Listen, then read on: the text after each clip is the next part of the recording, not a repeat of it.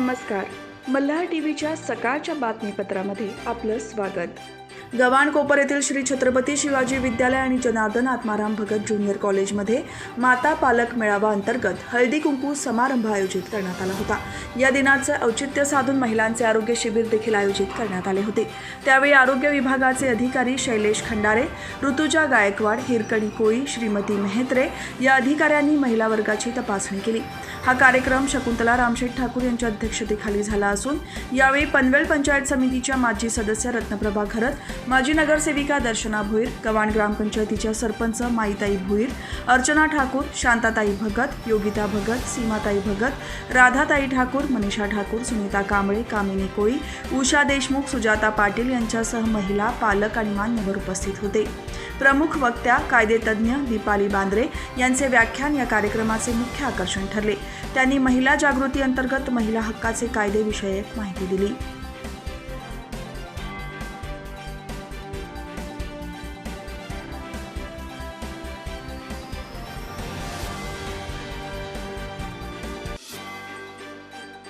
दारू पिऊन school van चालवणाऱ्या वाहन चालकाने दिलेल्या धडकेत व्हॅन खाली चिरडून एका 9 वर्षीय मुलासह 50 वर्षीय महिलेचा मृत्यू झाल्याची घटना कामोठे वसाहतीमधील जुई कामोठे गावाच्या प्रवेशद्वारासमोर घडली. या अपघातात एक व्यक्ती देखील जखमी झाला आहे. या प्रकरणी कामोठे पोलिसांनी मद्यधुंद चालक ओमकार विलास चव्हाण याला अटक केली आहे. आर्यन दत्ता साळवे आणि मंगल बाळू रोकडे असे मृत झालेल्या व्यक्तींची नावे आहेत. या प्रकरणी कामोठे पोलीस ठाण्यात वाहन चालकावर गुन्हा दाखल करण्यात आला आहे. साळवे रोकडे कुटुंब जेवल्यानंतर आपल्या राहत्या झोपड्याच्या बाहेर गप्पा मारत बसले होते. याचवेळी दारू पिऊन बेधुंद अवस्थेमध्ये स्कूल व्हॅन चालक स्वतःच्या ताब्यात असलेली स्कूल व्हॅन घेऊन कामोठे वसाहतीकडे निघाला होता. तो चालक दारूच्या नशेत असल्याने त्याचा वाहनावरील ताबा सुटला आणि ही व्हॅन रस्ता सोडून रस्त्यावरून चालणाऱ्यांना जाऊन धडकली. यावेळी रस्त्यावरून 9 वर्षीय आर्यन आणि 50 वर्षीय महिला मंगल तसेच अन्य एका महिलेला गाडीने जोरात धडक दिली. यामध्ये आर्यनचा जागीच मृत्यू झाला तर मंगल यांचा उपचारादरम्यान मृत्यू झाल्याचे सांगण्यात येत आहे.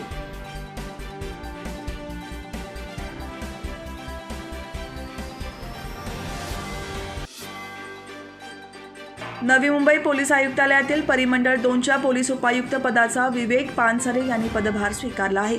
आगामी लोकसभा निवडणुकीच्या पार्श्वभूमीवर मोठ्या प्रमाणात पोलीस अधिकारी आणि कर्मचाऱ्यांच्या बदल्या गेल्या काही दिवसांमध्ये करण्यात आल्या. त्यामध्ये नवी मुंबई पोलीस आयुक्तालयातील परिमंडळ 1 मध्ये कार्यरत असणारे पोलीस उपायुक्त विवेक पानसरे यांची बदली नवी मुंबई पोलीस आयुक्तालयातील परिमंडळ 2 मध्ये करण्यात आली होती. त्यानुसार त्यांनी आपल्या पदाचा पदभार पनवेल येथे येऊन स्वीकारला आहे. विवेक पानसरे यांनी पदभार स्वीकारल्यानंतर त्वरित सर्व वरिष्ठ पोलीस निरीक्षकांची बैठक घेऊन येथील गुन्हेगारी, राजकीय आणि इतर विषयातील दाखल होणाऱ्या गुन्ह्यांसंदर्भात आढावा घेतला आहे. मुख्यमंत्री एकनाथ शिंदे यांच्या मार्गदर्शनाखाली सिडको महामंडळातर्फे 75व्या प्रजासत्ताक दिनाच्या शुभमुहूर्तावर 26 जानेवारी 2024 रोजी महागृहनिर्माण योजना जानेवारी 2024चा प्रारंभ करण्यात आला.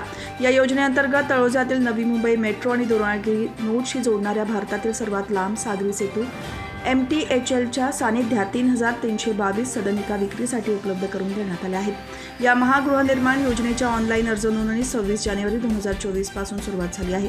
मुख्यमंत्री एकनाथ शिंदे यांच्या मार्गदर्शनाखाली सिडकोने प्रजासत्ताक दिनानिमित्त सिडको महागृहनिर्माण योजना जानेवारी 2024 सादर केली आहे.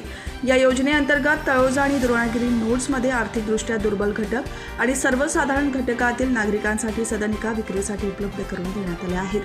घराचे स्वप्न पूर्ण करण्यासाठी जास्तीत जास्त नागरिकांनी या योजनेचा लाभ घ्यावा असे आवाहन सिडकोचे व्यवस्थापकीय संचालक अनिल डिग्गीकर यांनी केले आहे.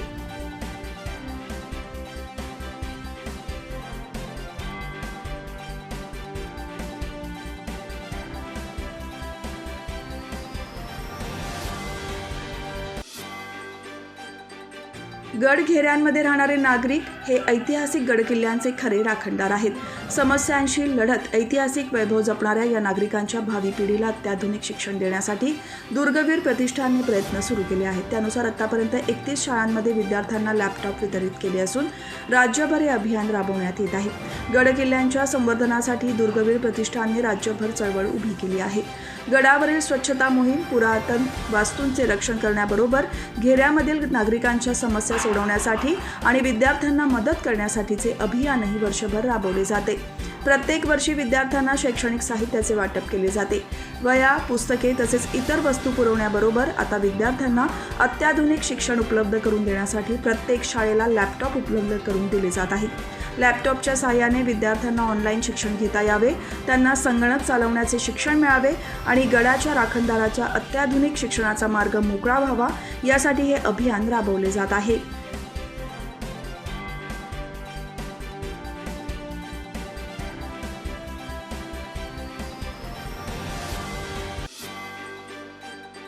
शालेय विद्यार्थ्यांच्या सुरक्षेसाठी शिक्षक, पालक यांच्यासह समाजातील सर्व घटकांनी जागरूक राहण्याची गरज असल्याचे ओळखून वाशी येथील नवी मुंबई महापालिकेच्या शाळा क्रमांक 28 मध्ये जागरूक नवी मुंबईकर अभियान अंतर्गत नागरिकांसाठी मार्गदर्शनपर कार्यशाळेचे आयोजन करण्यात आले होते.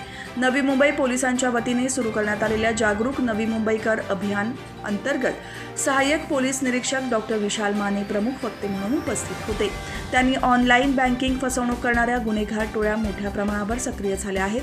त्यामुळे स्मार्ट तंत्रज्ञान युगात नागरिकांना स्मार्ट तंत्रज्ञान आत्मसात केले पाहिजे, अन्यथा आपली फसवणूक होऊ शकते असे सांगत मार्गदर्शन केले. यावेळी जागरूक नवी मुंबईकर अभियानामध्ये सहभाग घेतल्याबद्दल नवी मुंबई पोलिसांकडून कृपा सिंधू प्रतिष्ठान संस्थेला गौरवण्यात आले.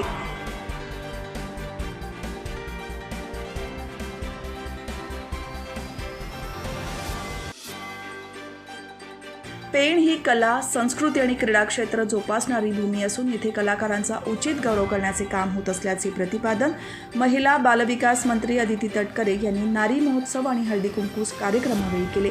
नारी महोत्सवाच्या कार्यक्रमाकरिता स्टार प्रवाह वाहिनीवरील सहकुटुंब सहपरिवारमधील अभिनेत्री साक्षी गांधी यांनी उपस्थिती लावली होती. यावेळी अभिनेत्री साक्षी गांधी यांनी आपल्या नृत्याविष्काराने पेणकरांची मने जिंकली. पेण तालुका आणि शहर राष्ट्रवादी काँग्रेस पक्षाच्या वतीने महाराष्ट्र प्रदेश राष्ट्रवादी काँग्रेस पक्षाचे अध्यक्ष खासदार सुनील तटकरे, महिला आणि बालविकास मंत्री अदिती तटकरे, आमदार अनिकेत तटकरे यांच्या संकल्पनेतून पेण नगरपालिका मैदानात नारी महोत्सव आणि हळदी कुंकू कार्यक्रम आयोजित केला होता. या नारी महोत्सवाला महिलांनी उत्स्फूर्तपणे प्रतिसाद देत मोठ्या संख्येने उपस्थिती लावली होती.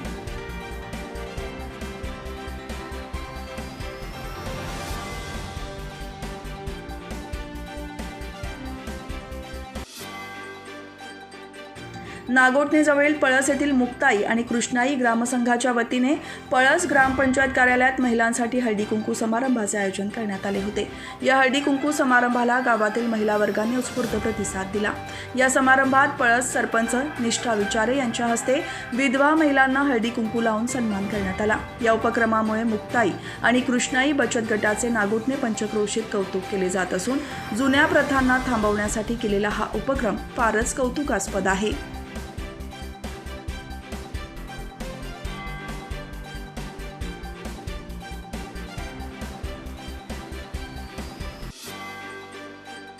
राष्ट्रीय केमिकल्स अँड फर्टिलायझर्स लिमिटेड थळतर्फे CSR अंतर्गत JSM कॉलेज अलिबागला देण्यात आलेल्या सोलार प्रोजेक्टचे उद्घाटन RCFचे कार्यकारी संचालक अनिरुद्ध खाडीलकर यांच्या हस्ते करण्यात आले. RCF तर्फे थळ कारखाना परिसरात समाजातील गरजूंना लाभदायी ठरतील अशा विविध योजना सातत्याने राबवल्या जात आहेत. कारखाना परिसरातील गावांमध्ये आरोग्य सेवा, शिक्षण, खेळ, ग्रामविकास, स्वच्छता, पर्यावरण रक्षण अशा विविध स्तरावरील समाज उपयोगी उपक्रमांना नेहमीच मदतीचा हात दिला जातो. याचाच एक भाग म्हणून JSM कॉलेज अलिबागद्वारे करण्यात आलेल्या विनंतीनुसार सोलार पॉवरसाठी CSR अंतर्गत अर्थसहाय्य मंजूर करण्यात आला होता. या निधीच्या माध्यमातून महाविद्यालयात पर्यावरणपूरक ऊर्जा निर्मितीसाठी 20 kV 3 फेज सोलार पॅनल आणि इन्व्हर्टर स्थापित करण्यात आले. यावेळी कार्यकारी संचालक अनिरुद्ध खाडीलकर, उपमहाव्यवस्थापक विनायक पाटील, जनता शिक्षण मंडळाचे अध्यक्ष ॲडव्होकेट गौतम पाटील, प्राचार्या सोनाली पाटील, रसायनशास्त्र विभाग प्रमुख अशोक जाधव उपस्थित होते.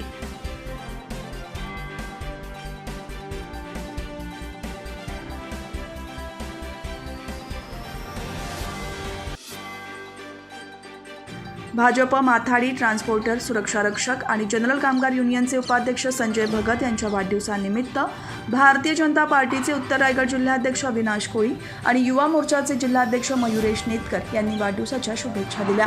भाजपच्या पनवेल तालुका आणि शहर मध्यवर्ती कार्यालयात झालेल्या या अभिष्टचिंतन सोहळ्यावेळी भाजप युवा मोर्चाचे अभिषेक भोपी, पनवेल शहराध्यक्ष सुमित झुंजारराव, कामोठे शहराध्यक्ष तेजस जाधव, खारघर युवा मोर्चाचे खारघर शहराध्यक्ष नितेश पाटील, देवांशू प्रभाळे, कोमल कोळी, सुयोग वाफाळे, अजय मोरे, नितेश घुगे, अश्विनी सातपुते यांच्यासह अनेक मान्यवरांनी पुष्पगुच्छ देऊन संजय भगत यांना वाढदिवसाच्या शुभेच्छा दिल्या.